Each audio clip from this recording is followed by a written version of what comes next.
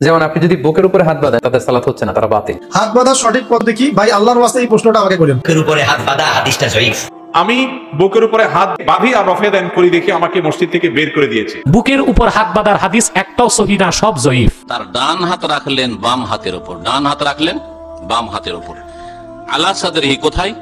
সাদর মানে বক্ষ, বুকের উপর রাখলেন। আমরা মক্কা থেকে গিয়ে দেখি সব রকমের মুসল্লি আছে, ঠিক কিনা? কিছু আছে বুকে বাঁধে, কিছু আছে নাভির তলে, কিছু আছে বাঁধে না। বাঁধতেন নকির বিকর। পুরুষ আর মহিলাদের জন্য নামাজ পড়ার নিয়মটা কি এক? একটা হাদিস বুখারী মুসলিমে দেখাতে পারলে 10 লাখ টাকা দিব। যে সালাতে তাকবীর দেওয়ার পর হাত ছেড়ে দিতে হবে। হাত বাঁধার বিষয়ে তিনটা মত একটা বুকের উপরে, একটা নাভির উপরে, আর একটা নাভি সংলগ্ন নিচে। আহলে হাদিসে তারা আমাদের মতই মুসলমান, যারা আহলে হাদিস তারা আমাদের মতই মুসলমান। নবীজি নামাজের সময় নাভির নিচে হাত বাঁধতেন, তবে এটা জয়ীফ হাদিস। নামাজের বুকে হাত বাঁধা সহি নাকি নাভির নিচে হাত বাঁধা সহি? কোনোটাই সহি না। পুরুষরা হাত বাঁধবে নাভির নিচে।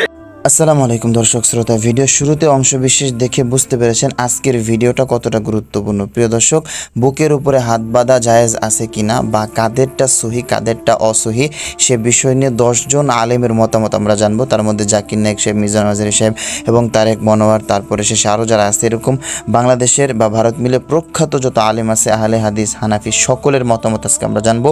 এরকম 10 জন আলেমের মতামত জানবো। অবশ্যই ভিডিওটি শুরু থেকে শেষ পর্যন্ত দেখবেন, শেষ পর্যন্ত না দেখে বাজে মন্তব্য করবেন না। প্রিয় দর্শক, চলেন আমরা বিস্তারিত আলোচনাগুলো এক এক করে 10 জন আলেমের মুখ থেকে শুনে আসি।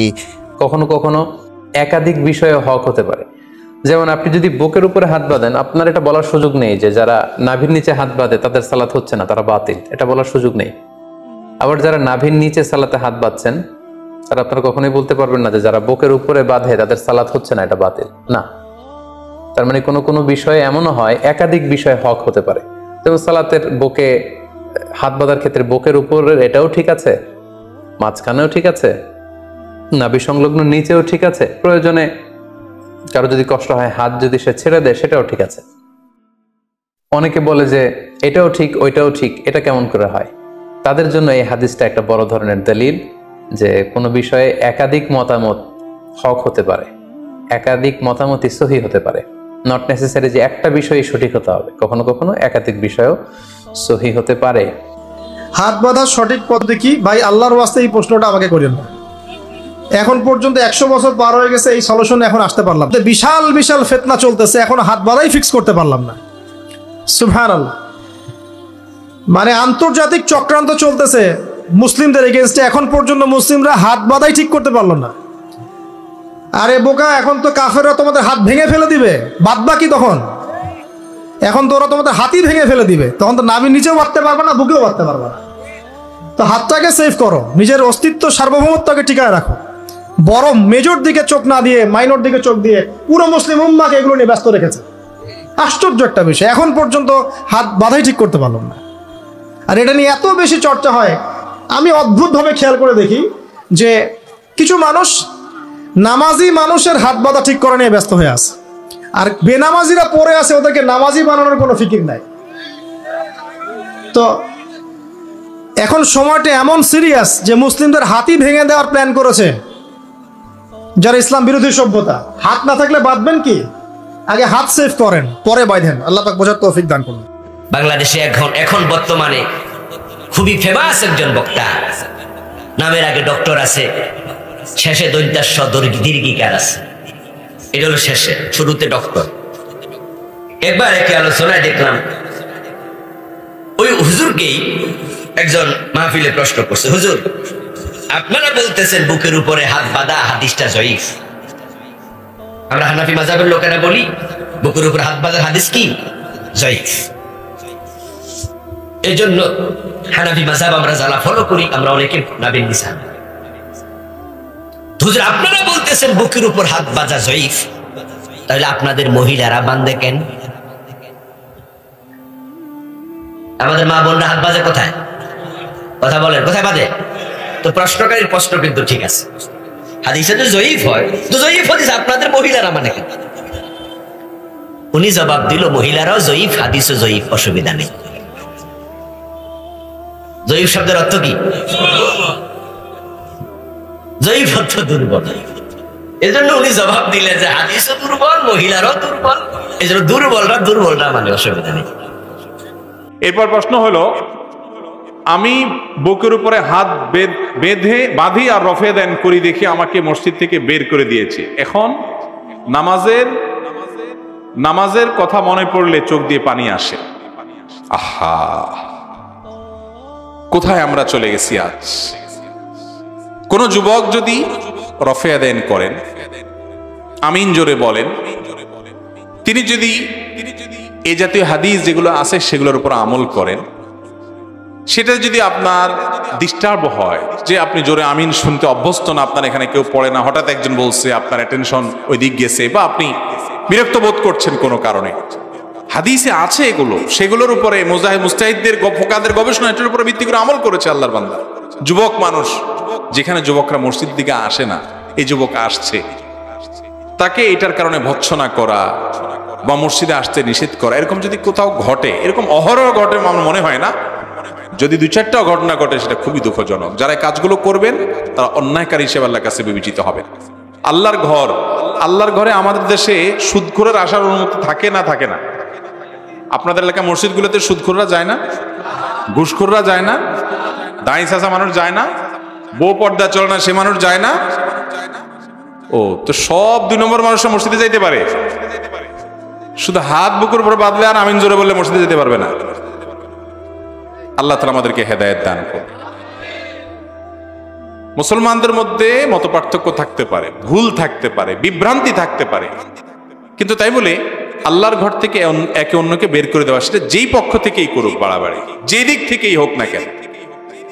হানাফি হয়েছে দেখে সালাফি বাড়াবাড়ি করছে, সালাফি হয়েছে দেখে হানাফি বাড়াবাড়ি করছে, যে পক্ষে, যে খুব বেশিরভাগ মানুষের দেশে হানাফি, অতএব বিপরীত মতের মানুষের উপরে বেশিরভাগ মানুষ হয়ে কম মানুষ হয়েছে দেখে, বিশেষ করে যে যুবকের যে লেখা, এটা তো হৃদয়ে দাগ কাটার মতো কথা, যে হুজুর নামাজের কথা মনে উঠলে এখন চোখের পানি আসে।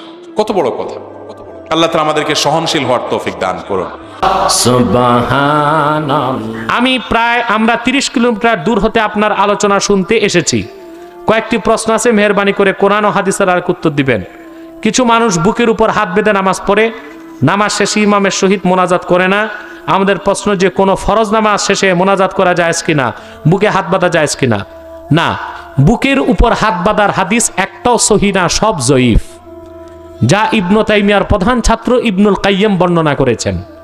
বুকের উপর হাত বাঁধার যে হাদিস লামাযহাবীরা বর্ণনা করে, মূলত সহিহ ইবনে খোজাইমা থেকে হাদিসটি বর্ণনা করেছেন ওয়াইল ইবনু হুজুর রাদিয়াল্লাহু তাআলা আনহু। সকল মুহাদ্দিস একমত, ওয়াইল ইবনু হুজুর কর্তৃক বর্ণিত বুকের উপর হাত বাঁধার হাদিস সহ যত হাদিস আছে বুকের উপর হাত বাঁধার, প্রত্যেকটাই জয়ীফ, একটাও সহিহ নয়। বরং নাভির নিচে হাত বাঁধার হাদিসগুলো সহিহ। এটা সিয়াসিত্তা 3টা কিতাবই আছে, আবু দাউদে, নাসাইতে, তিরমিজিতে। হযরত আলী বলেছেন, ওয়ামিনাস সুন্নাতি ওয়াদউল আকুফি আলাল আকুফে তাহতা সুররা। সুন্নত হলো বাম হাত সমূহের উপর ডান হাত সমূহ ধরা হবে, নাভির নিচে বাঁধা হবে। এটা 3টা হাদিসের কিতাবে এসেছে, বর্ণনাকারী হযরতে আলী। অতএব এটি সুন্নাত, বুকের উপর হাত বাঁধা জয়ীফ। এটা একটি দলিল নয়, 4-5টি দলিল রয়েছে এবং সবগুলি সহিহ অথবা হাসান, কোনো জয়ীফ জাল নাই। আমি আপনাদের সামনে আজকে পেশ করব। প্রথম হাদিসটি, আসল কিতাব হচ্ছে সহিহ ইবনে খুজাইমা আর বুলুগুল মারাম, যেই কিতাবের দর্স আমাদের নিয়মিত শুক্রবারে চলছে, তাতেই হাদিসটি রয়েছে। সেই হাদিসটা দিয়ে শুরু করি। ওয়াইল বিন হুজর রাদিয়াল্লাহু তাআলা আনহু থেকে বর্ণিত, তিনি বলছেন, সাল্লাইতু মা নবী সাল্লাল্লাহু আলাইহি সাল্লাম, নবী করিম সাল্লাল্লাহু আলাইহি ওয়াসাল্লামের সাথে আমি নামাজ পড়েছি।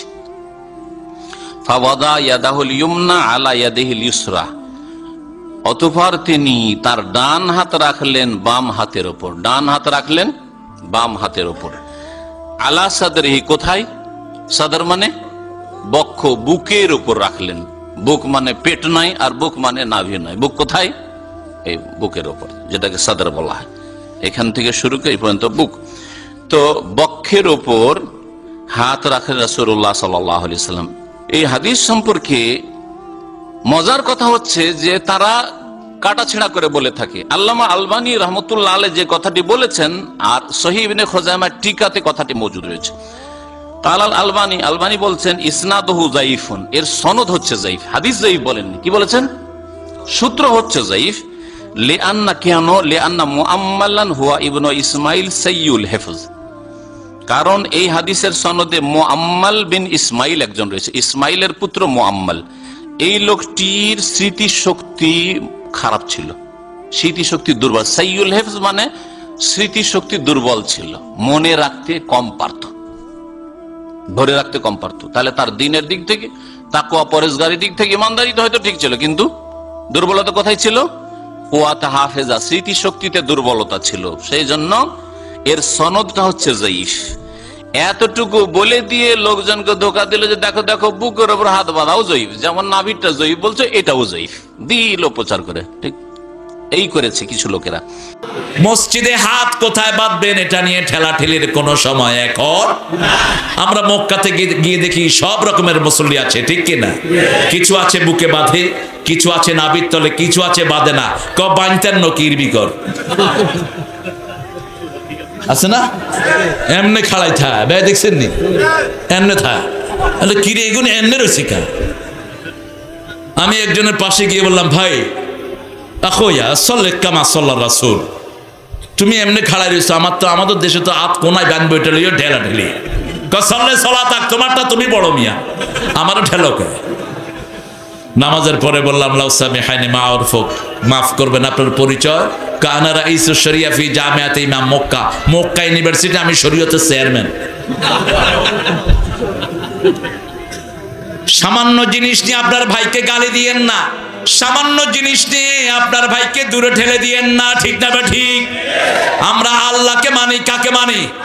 আল্লাহ আমার প্রভু, আমার নাহি নাহি ভয়, আমার কিসের শঙ্কা, কোরআন আমার ডঙ্কা, ইসলাম আমার ধর্ম, মুসলিম আমার পরিচয়। আল্লাহু আকবার।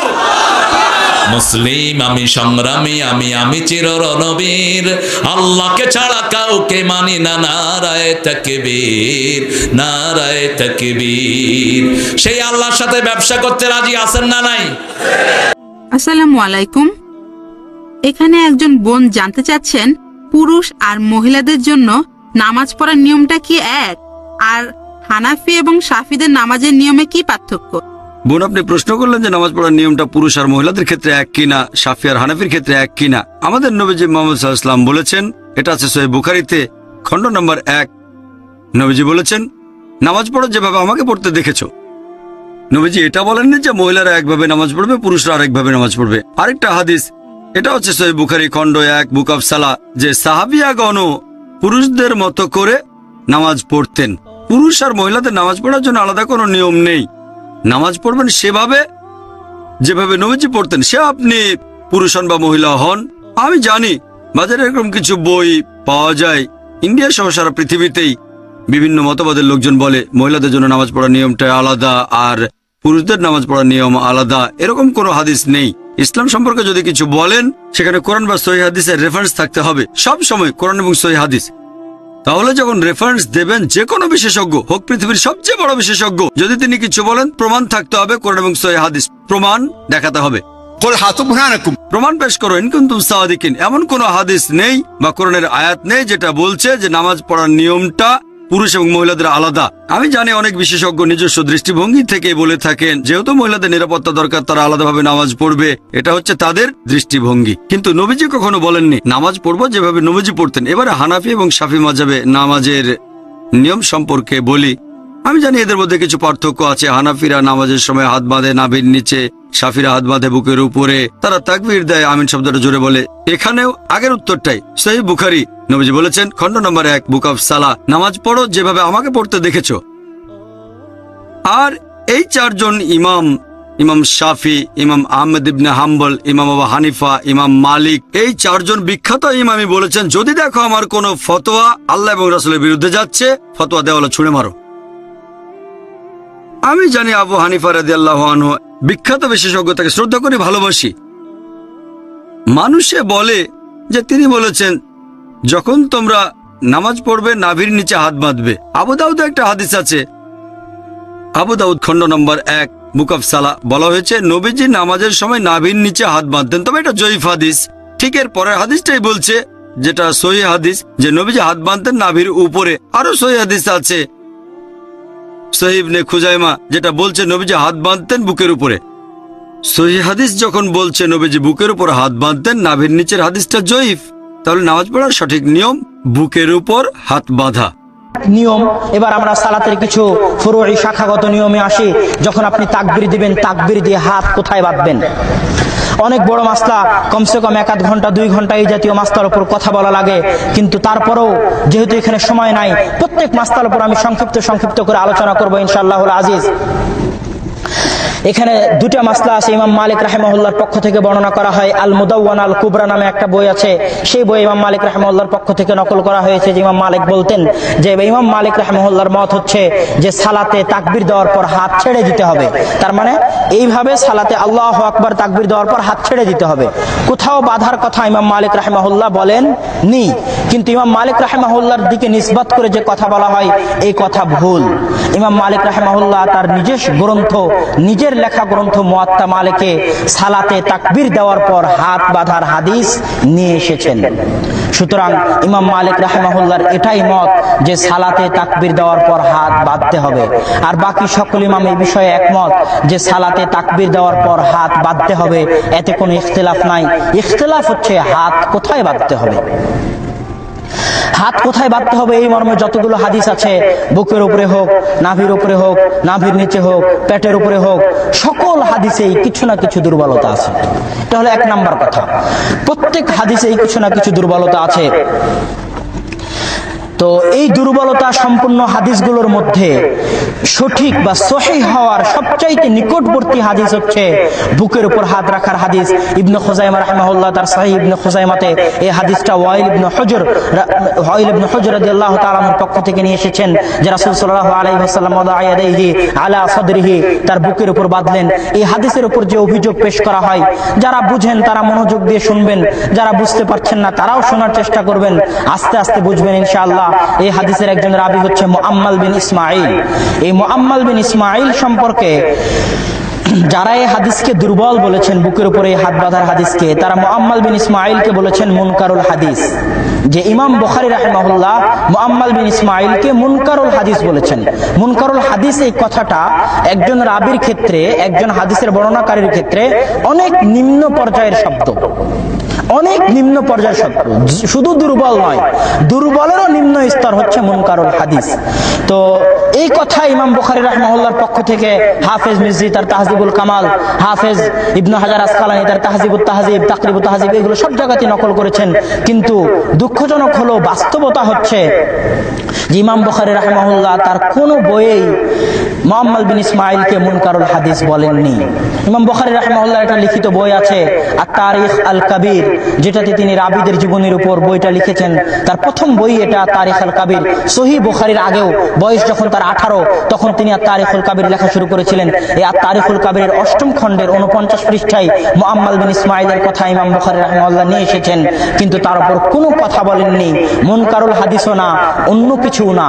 কিন্তু এই মুআম্মাল বিন ইসমাঈলের পরে আরেকজন রাবী আছে, তারপরে ইমাম বুখারী রাহিমাহুল্লাহ ওই তারিখ তার বইয়ে মুআম্মাল বিন ইসমাঈলের পরে আরেকজন রাবী আছে, নাম হচ্ছে মুআম্মাল বিন সাঈদ। প্রথমজন হচ্ছে মুআম্মাল বিন ইসমাঈল, যিনি বুকের উপর হাত বাঁধার হাদিসের বর্ণনাকারী। এনার ব্যাপারে ইমাম বুখারী তার তারিখুল কাবীরে কিছু বলেননি। তারপরের রাবী হচ্ছে মুআম্মাল বিন সাঈদ, তার ব্যাপারে ইমাম বুখারী রাহিমাহুল্লাহ বলছেন মুনকারুল হাদিস। পুরুষরা হাত বাঁধবে নাভির নিচে, আর মহিলারা হাত বাঁধবে কোথায়? বুকের উপরে। এই কারণ কি জানেন? পুরুষরা হাত বাঁধবে কোথায়? কোন জায়গায়? নাভির নিচে। মহিলারা কোথায়? বুকের উপরে। আমার প্রশ্ন, হিজড়ারা কোথায় বাঁধবে? হিজড়ারা কোথায় বাঁধবে? এটা তো বলা হয়নি। এটা মুসিবত একটা। আচ্ছা, ওটা থাক। আমার প্রশ্ন, কোন কিতাবে পেলে এইরকম পার্থক্যের কথা? কোন কিতাবে পেলে? একটা বের করো দেখি। ও জাহেল মুফতি, ইউটিউবে, ইন্টারনেটে, ফেসবুকে নাকি তুমি শয়তানের মতো লাফালাফি করো, রগের মধ্যে চলো। একটা দলিল বের করে দেখাও তো দেখি। আল্লাহ নবী পার্থক্য করতে বলেছেন, নাভির নিচে হাত বাঁধে পুরুষরা, বুকের উপর হাত বাঁধে মহিলারা। তোমরা তো বুকের উপর হাত বাঁধাকে ব্যঙ্গ করে বললে যে আহলে হাদিসরা হাত বাঁধে এইরকম করে, এভাবে হাত বাঁধে। মূর্খ এক জাহেল, আল্লাহকে অপমান করে ছাড়বে ইনশাআল্লাহ। তুমি সুন্নাতকে ব্যঙ্গ করেছো, তোমার লজ্জা শরম কিছু নাই, তো ব্যঙ্গ করলে কেন সুন্নাতকে? আহলে হাদিসরা কোন এইভাবে হাত বাঁধে দেখছেন আপনারা? তোমার এই এলেমটুকু না যে তোমার বউ কিভাবে হাত বাঁধে, এই এলেমও তোমার নাই। এই এলেম থাকলে কথা বলতেন না। আমার জানার বিষয় হলো এই পার্থক্য করলাম কেন? কেন জানেন? মহিলারা বুকের উপরে হাত বেঁধে তাদের স্তনটা যেন ধরে রাখে। তওবা তওবা আস্তাগফিরুল্লাহ। আর লিখছে কি জানেন? যখন মহিলা সালাতে দাঁড়াবে তখন দুই পা যেন একসঙ্গে করে দাঁড়ায়। দুই পা কি একসঙ্গে দাঁড়ায়, কারণ পা ফাঁক করে দাঁড়ালে লজ্জা স্থানের সাথে মাটি জেনা করবে। আচ্ছা, পর্দা খুঁজতে খুঁজতে হুজুর গেছে কোন জায়গায় দেখছেন? আস্তাগফিরুল্লাহ। মহিলারা নামাজ পড়ে বাড়িতে, ঘরের মধ্যে, একবার অন্দর মহলে সালাত আদায় করে, আর ওখানেও পর্দা খুঁজতে গেছে। এই বেকুব মুফতি, তুমি বলতে পারো না নিউ মার্কেটে দৌড়ে বেড়ায় মহিলারা, জামা নাই, বুরকা নাই, উড়না নাই, ল্যাংটা মহিলা ঘুরে বেড়ায়, ওর পর্দা নষ্ট হয় না? বুঝেননি কথা? মুফতি, এই বেহায়া বেদাতি মোল্লা মুফতি, এদের ইজ্জত নাই। বলছে আহলে হাদিসরা মসজিদে মহিলাদেরকে নিয়ে যায় ভোগ করার জন্য। তুমি হারামে নিয়ে গেছিলে কি করার জন্য? তাহলে তোমার বউকে যে নিয়ে গেলে হজ করার সময়, ও বেহায়া মুফতি, তুমি তোমার বউকে নিয়ে গেলে যে